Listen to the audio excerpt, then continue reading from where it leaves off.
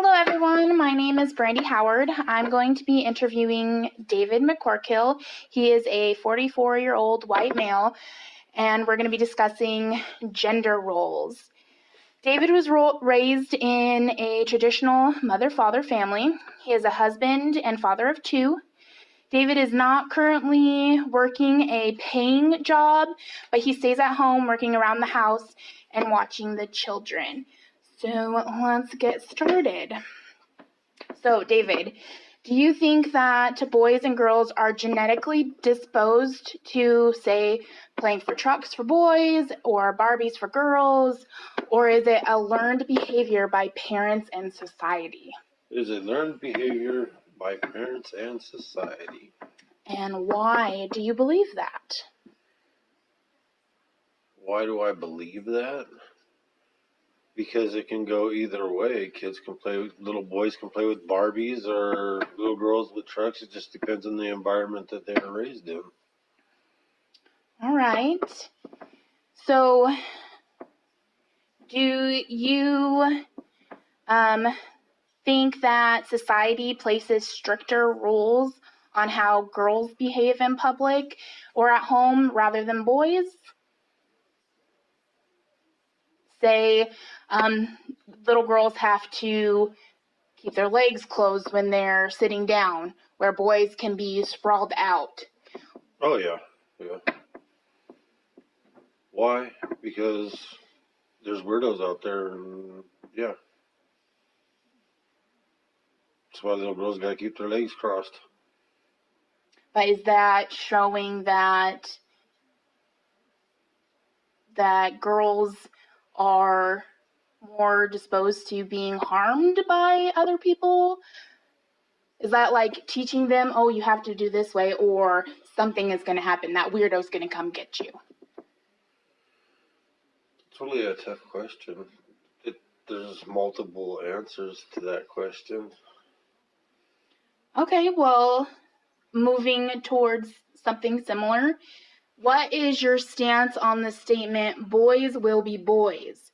Is that an acceptable excuse for boys or men to misbehave? No, it is not. There's no reason for anybody to be thinking it's okay for anybody to misbehave. So you think it's a society-based? It's a society-based thing. It's not okay. It's not. All right. So let's say you being a head of house, but you're not currently working a traditional job. How do you think society would view your day-to-day life based on a society's image of a man being the moneymaker? I think that's changed over the years. I think it doesn't matter if the man or the woman is making the money, as long as someone's making the money to pay the bills and things are getting done. So given your belief on that, do you think there is still a discrepancy in earnings between men and women? And if so, how do you feel about that? I don't think it's right, and there is a big difference. A man and a woman could be working the same type of job, and the man will get more just because he's a man. Why do you think that is a current and active way society is dealing with equality? Because it's a learned behavior over time. It's been hundreds and hundreds of years like that. All right. So following that same line of thinking,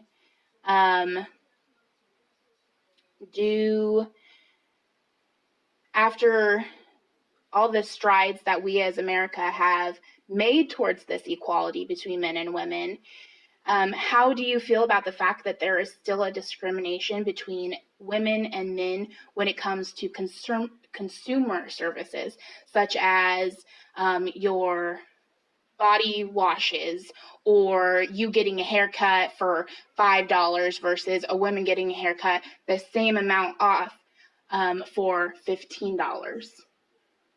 It doesn't make no sense at all. It's just the way it is, and it doesn't make no sense.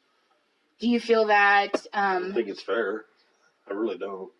you think it's an economy-based bias where they believe that if a woman would pay for it, it's an acceptable practice? Exactly, yes. All right. So moving on to more of a social media aspect, do you think that advertisements and social media affect self-esteem, whether it is male or female advertising?